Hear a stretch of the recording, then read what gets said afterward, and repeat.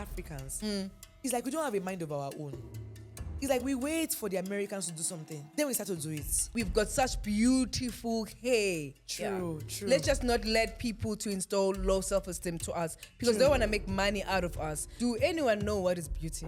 Because you've got your own definition. I've got my own definition. Welcome to the Modern African Salon podcast, the place where we celebrate the history, the culture, and beauty of African salons. I'm your host, Lucy Okpoko, and I'm thrilled to take you on this journey as we explore rich traditions and evolving trends and personal stories that happen in African salons. But I won't be doing this alone. I'm joined with my amazing host, Thandeka Motloung. She has a BTech in somatology, 16 years experience in aesthetics, and 7 years being a hairpreneur. Hello, I am so excited to be part of this podcast. Excited that we are about to reveal the truth about our hair and the myth about our own hair, because there's a lot of things that have been said about our own hair and the history as well. I know what we're going to be talking about today, right? The evolution of hairstyles through the generations. Thandeka, what does hair really mean to you? It means my history, my heritage, my ancestors as well. If I'm going to summarize that, I will say it is your identity. Definitely. Sure. It tells the story. Who Sure. am I? You Sure. know? So one thing I want to ask you, Thandeka, is can you remember your childhood hairstyle? Ooh, my childhood. Firstly, my mom was responsible to look after my hair. Yeah. You know, in the olden days, parent, it's my rule, it goes, you know? So I will either have a perm or African thread, which we call it a Benin Bay to these days. Yeah. Or I will have a short hair where literally I'll go to the barber because I was constantly going to a barber to shave my hair. Sure. You say you used to do perm. I used to relax my hair as a child. Yes. And you were? How old? I can't remember how old I was, but the thing is, I remember I used to relax my hair. I know that you are normal. Some of us. Oh, so you're telling me that you start cooking your hair at the early age? No, so That is cooking your own hair. you know that ideally, I'm sure you stayed 9 months in your mother's womb, right? Some of us stayed. And you stayed? Some of us stayed like 2 years. You know, so I feel like my hair got over keratinized in the womb. So it was it's very hard. She gets, and then the only way then my mom was able to manage my hair was always relaxing my hair. And I remember back then we had this relaxer called Venus, and I used to use the super strength Venus for my hair, and they'll put that relaxer on my head for like 30 minutes. What? Yes. And then that's what I remember. And then I remember maybe going to high school. When I went to high school, then I used to like do cornrows. I remember this one time when I went to boarding school, because my hair was quite long. My relaxer was long. When I went to boarding school, they shaved my hair. I cried. I can never forget that day. I cried. You know, like we as African people, right? Hair means different things to us. Like you can know a culture from what kind of hair they are wearing. Even till now they do it. The Fulani tribe from West Africa, they have these Fulani braids where they use like cowries and like what's called them and like beads to wear. You know, have you seen all those like braids? I'm not aware about that kind of culture that you're telling me about. Are you serious? They're from West Africa. But even now, that hairstyle is it's quite a trend. It was a trend one time that it's like tribal braids. They call it maybe tribal braids. It was Fulani braids, and they put like cowries, they put like beads. So that thing was from the Fulani tribe. And then you have the Imba people from Namibia. They use like the clay, the otri clay. They apply it to their locks, right? So it symbolizes like beauty and a connection to the earth. What color of clay that they used to put? Brownish. Because where I'm coming from, it's only traditional healers who will put a red clay and beads. Yes, so you will see traditional healers by the clay that they put in their hair and how they twist their hair with the clay, and also they're putting the beads, and also that symbolizes the stages of their in. You know, it comes with stages in terms of traditional healers. That's very interesting to know that up in Africa, there's people who are putting it not because they're traditional healers, yes, but because it's a part of their tribe. Oh, you know. Oh, okay. So you see why it's quite interesting to say like hair connects, like you can tell a particular tribe, and you can tell because like now you're saying that traditional healers wear that. Definitely, the way their hair, and like, beads. So you can tell like these people are a certain group or they do a certain thing based on how they are wearing their hair. So it goes back to the same thing to say that our hair is identity. Because of that, I can identify this person that this person is from here, this person is from this, and this person is from that place. That's quite interesting. Before, when you will have some locks, long days, we'll call this is a Jaman or Ja lady. So that means you know what tribe, how do they worship and how they live their life, you know. But now things have changed. Anyone can have locks now, you know. Now it's very difficult because to identify the tribe. Yes. Oh no, definitely. Okay. Even to identify our own. Even to identify our own. So let's now come back to the slavery and colonization era, right? Where our identity was taken, right? As Black people. But you know the interesting part is, like history says is, as Black people, you know what they did? Sometimes their head was shaved off. And sometimes like even the hair grew, they would do cornrows to speak to themselves like in a secret way that obviously like the masters will not know. They use like the cornrows as parts to navigate parts of escape. They use the cornrows as a means of survival as well to hide like rice in there. Isn't it interesting how our forefathers had to navigate ways like from their hair? It's quite very interesting that now we look at cornrows, it's a hairstyle to us now, which in the past it was a communication. Now we bring it into us, we say this is a hairstyle, but there's a history behind it. Now the question that I want to ask you, before they came to colonize us, how did they used to look like with their hair? They used to walk around with their afro, or they used to let afro grow without doing anything? They used to stretch their hair. I'm just curious to know. I think like based on what you see some tribes do, and based on what you see some tribes do back in the day, some tribes used to cornrow their hair. Before colonization? Before colonization. I think so. But this was a communication tool. Or maybe it's something that they've learned before, so they've learned that the easy way to communicate with this is to map. To map, yes, yeah, okay. You understand? Because most of them, like remember, like we see all those pictures on the internet of the olden days, right? Where you see people like in very funny braids, funny African threading. Yes. So I think they had that skill already. Maybe they just enhance the skill. Tough situations will build you, will make you build resistance. That is true. You understand? That is true. I think in the midst of that tough situation, they had to build resistance, obviously to get creative with cornrows. You know? Maybe come up with new hairstyles. That will say this part will follow like this. That way will follow like this.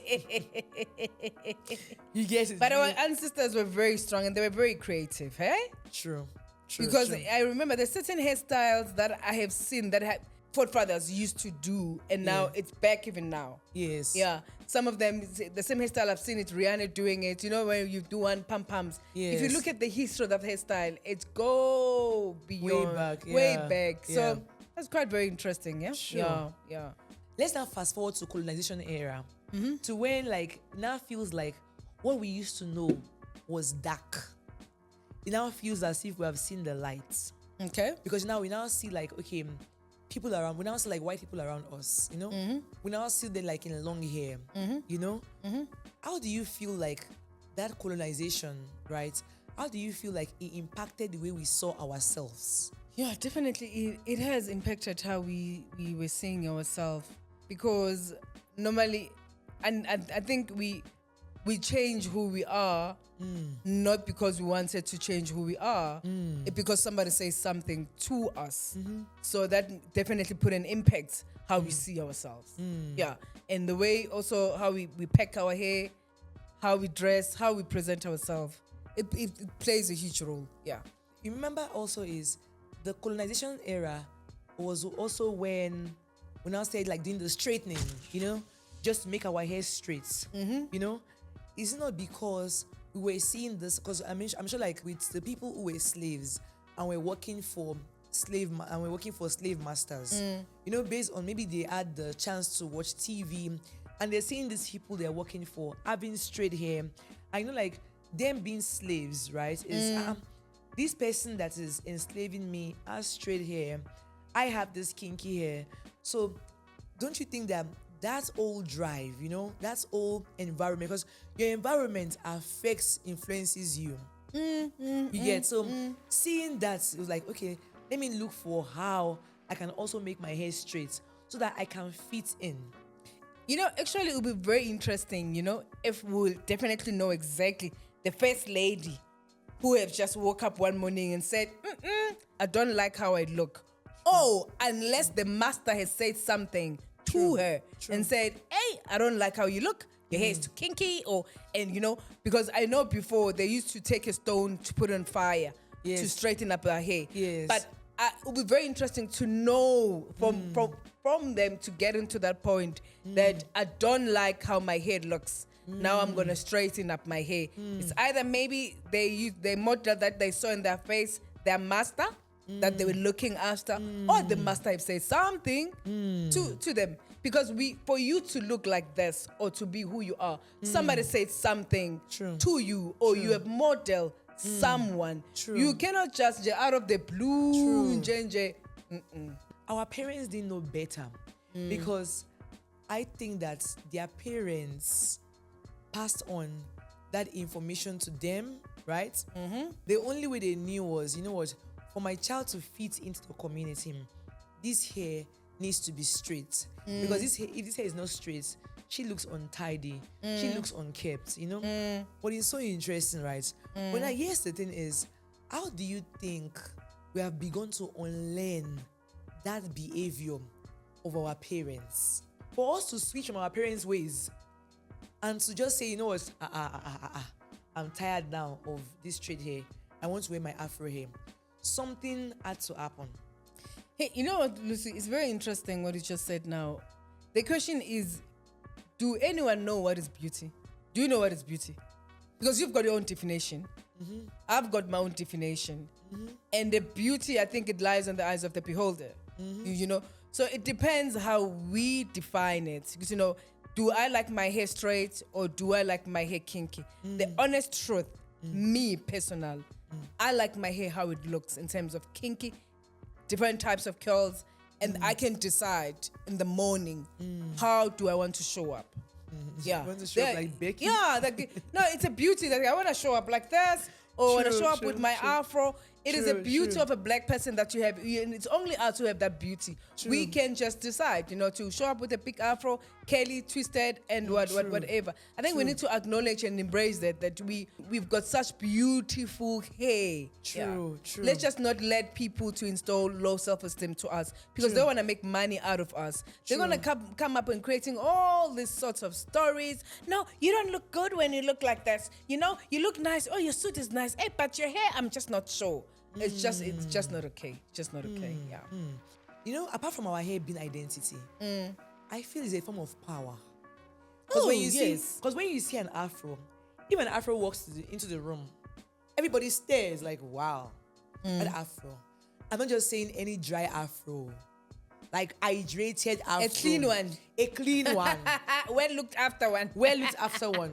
When he enters a room, you you always like, wow. No, that hair definitely is beautiful. So apart from identity, it's also like a form of power. And you know what we don't want to do is let somebody not take that power away from you. I think what also gave us a shift to say the internet also helped us, guys. Because the internet helped us. That natural hair movement helped people to see that, I can actually rock my hair. But I want to ask one question, Thandeka. But why is it that, you see, Africans, it's like we don't have a mind of our own. It's like we wait for the Americans to do something. Then we start to do it. Because we have been here, centuries, everything happening here on this continent until the Americans started natural hair movement. That was the only time we follow suit. Why are we always like that? Sure. Yeah, it's very tough to respond to that because we are behind about a lot of things. Or because they are the owners of the TV shows, I don't know. And you just need to know who's holding the money at the moment. We're really behind about a lot of things. But the greatest thing is that we're here. at least now that information has landed to us. True. Imagine if we did not have an access to that information. True. You know, True. we could have been still laying backwards. So let's just celebrate that we're here. We've got knowledge. Can we use it? True. Can we run with it? True. Can we educate more people about this knowledge that we have? True. Yeah. True. Nice. Let's now move to the civil rights era, right? The natural hair movements. Yeah. Remember in the 60s and the 70s, right? The afro didn't just emerge as a hairstyle, but it was a political statement, which we spoke about earlier, to say when you come into a room, your afro is making like a statement. And remember that there were some, what's called it, celebrities, like Angela Davis, right? I don't know, you know that story very, you know that you are into TV very well. So Literally, she stopped wearing her weave because she said she was just tired explaining herself. So she was gonna rock up her afro. and I think that changed a lot of things. Her statement was bold. Sure. Yeah, and knowing the role that she plays in media, that makes our life very easy, because now I can identify somebody who looks like me, who's in media. So now I think that was the time everyone actually I can rock up my afro in the boardroom. You know, I can rock up anywhere attending a wedding. So now afro became fashionable. Now everyone, oh, actually you look nice. Which before they thought we are homeless when we had afro. But it's so funny how media plays a role in us. That's what I'm You get what I'm saying? that's what I'm They telling first you. have to see someone who's doing it Yes, in order for before, you to be recognized. True. You starting, you losers working around with afro when no one was around.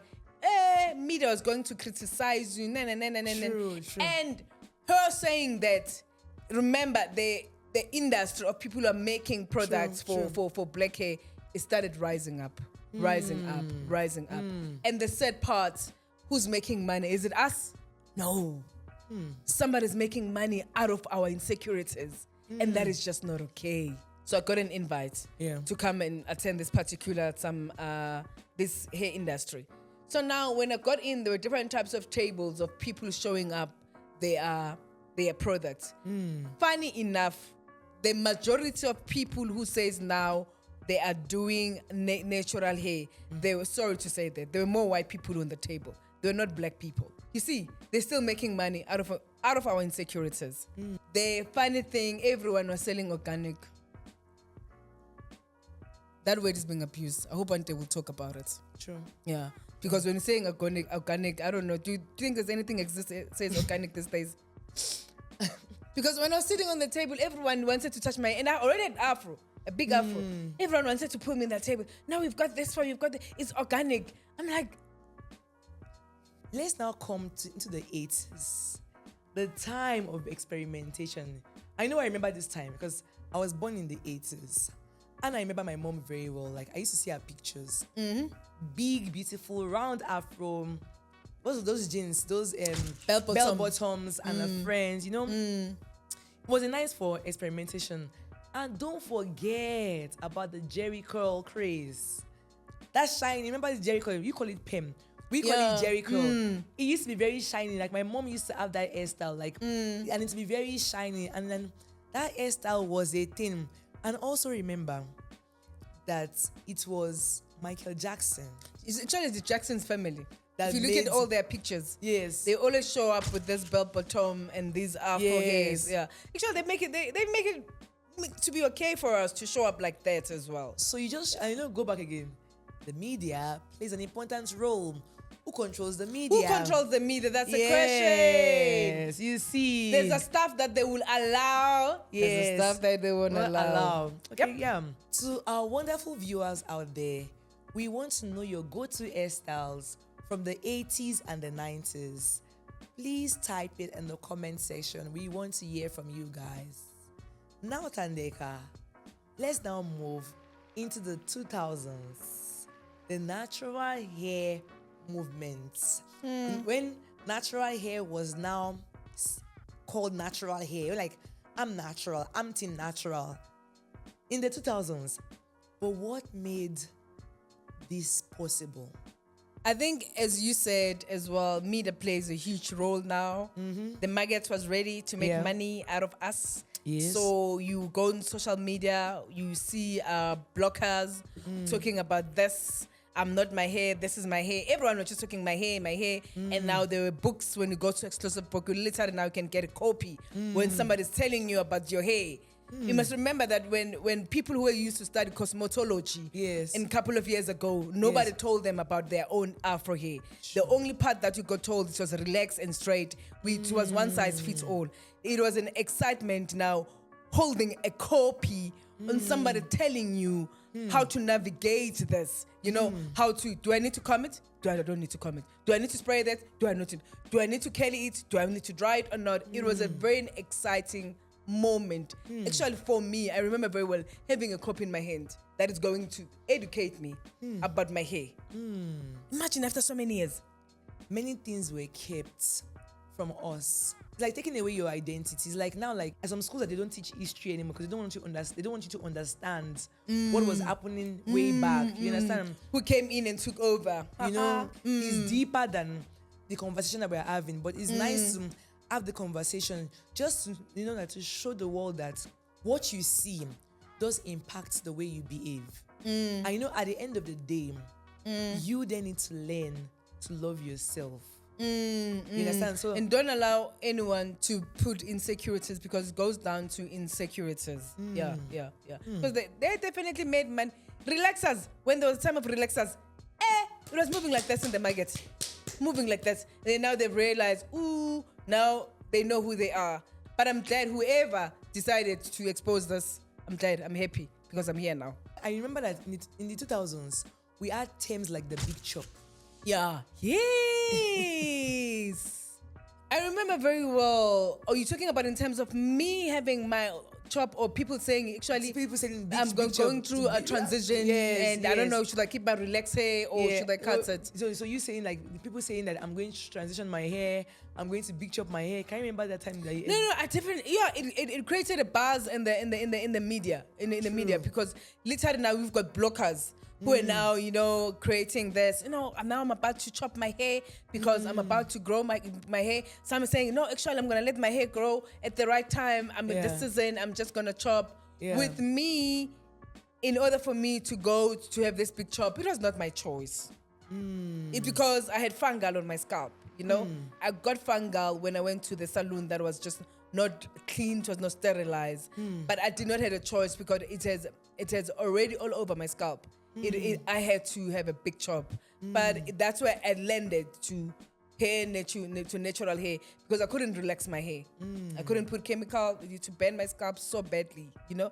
But before that, Lucy, can I just ask, do you still remember that we used to burn ourselves by choice? Literally, when you have to wash your hair, no, ma'am, you must wait until it burns. No, Lucy, you wait until it burns. The next day, let's talk about the next day after you've done the relaxer. The hair will the hair will be flat on the saw, guys. But who did this to us, guys? Like seriously, actually, guys, we paid for that. Who did this to us? Like, I remember my relaxer, right? My relaxer used to stay there for like 30 minutes or over 30 minutes, and I used to use super Venus. The hair would be like, it would be dry, you know, like a scrape pot. You know when you cook rice and you bend the rice. When like that. When you tell the person who's doing your hair, can you wash me? She'll ask you, are you burning? Yes. You said no. Stay there. You must go to the sink when there's fire now. Things that we put ourselves to. So our beautiful viewers out there, we want to know, when you heard the term big chop, where were you? What year was that? And when did you have your big chop? We want to hear that. And also, it'll be very interesting what made you to decide to have a big chop. It was because, like me, you had the condition, you didn't have a choice, or it was just because you wanted to change, or it was trend. Let's now come into today's. Have you noticed that natural hair trend, the way it used to be when it came out, is not there anymore, right? Because now even the wigs have taken over, you know? Hey, we're in another level now. Oh, guys, like it's crazy, yeah? It's crazy. It's bad. We're in another era now. Why do you think that people could not navigate the natural hair, like the time it was hot? Why do you think they could not navigate it? We didn't have enough skills. Yes. We did not even have I think the big word is skills. Yes. We did not even have people who were qualified to train us, to tell us about our own hair. There were not enough shows about hair. Whoever that at that time was in, they were doing guest work. You know, literally some people who said, "No, I use dishwasher to wash my hair." You know, ask them why? No, because I want it to be hard. Like, are you serious? True. There was not good information that was out there, and we did not have right tools in our own hands. That's why we didn't feel even okay to walk around with our own hair. We didn't feel worthy enough to walk around with our own hair because we're not skilled. It just shows you how far back we are on this continent, in the sense that this is a skill that people need to understand. There is a science behind this hair that people need to understand. But instead, and I'm sure that is what led to frustrations, because now people now feel like, no. Natural hair takes time. It takes me 20 hours to wash my hair. I want to find easy way out, you know? So because of lack of information, it then pushes people to just say, no. I'm better off with my relaxer. I'm better off my relaxer. I'm better off with my wigs. Yes, you know, we need more skilled people. In South Africa, right, there is a curriculum, right, for hairdressers. But unfortunately, this curriculum is only followed by very few people, and only very few people do attend school to learn properly, which is so sad, you understand? So it's very important that, because we need that skill to be able to preserve our identity, to be able to pass that information to the younger ones, because what is going out there is really, really crazy. So now, Thandeka, the future of African hairstyles, what do you think is going to be trendy 5 to 10 years from now? Personally, on my side, loose twist. I'm saying that's because of the information that I know, how you're going to look and let your hair thrive, and how it's easy because you can easily access your scalp. It is a loose twist for me, and flat twist. In my olden days, we used to call it umropozo. So umropozo. Yes, and that time I remember people who were skilled, they were old ladies who used to do umropozo to us. Flat twist is revolving. There's quite a lot of hairstyles, and the nice thing about it, you can still access your scalp in anything that you do. Please, me now want to access my scalp. I want to access my scalp. True. It's so amazing that with our hair, you can do a lot. You can look anyhow, like you can look different ways. Like, you know, today you can decide, I want to wear the afro out. I want to tie it like this. And then everything will, like, you know, from an afro, you can create different styles. Like, it is so amazing what you can do. With the right products, don't forget that. Yeah. Viewers out there, if you have a daughter, or you yourself, like, struggling with self-esteem because of your natural hair, please struggle no more, right? Because your hair is beautiful. Your hair is your crowning glory. And don't forget, your hair needs to be healthy. Your scalp needs to be clean. And it needs to be hydrated. And if you're among the WhatsApp group that uses sunlight to wash their hair, please, don't do it. So, Thandeka, before we close, what is your favorite era of this African hair evolution? For me, it's this time, like now. Nice. Yeah, at this time, just now, because I'm part of it. You know, I just want to make history. I want our own people to know about their own hair, the truth about their own hair, the myth and the truth about it. It's the time, like this time, it's for me because we see different types of trends. We know now that we can create hairstyles with our own hair. True. We can create a style. If you're getting married, you don't have to wear a weave. We can make you beautiful, you know. And we are creative, even though sometimes we are going out of the box. Yes. Yeah, because I've seen some of hairstyles where you literally saying, "Whoa, I don't know if your brain is still working." Because there's so much creativity that went in, and if you can even move your neck because it's tight and whatever. But I'm glad that we are here. We're going to educate more people. You know, I'm so excited about this. Nice. Same here. This brings us to a close of this episode. Thank you guys for tuning in to the Modern African Salon podcast. Do not forget to subscribe, to like, and to share. But before we close, we just want to say a very big thank you to all our sponsors, to Rutos, to TK Skincare, to Ivaso Media for making this podcast possible, to Gigi's Culture for making us look cutie and demure with beautiful outfits, to Two Genesis for slaying our faces, and to Umzi for making our feet also slay. Thank you guys, and stay tuned. Bye.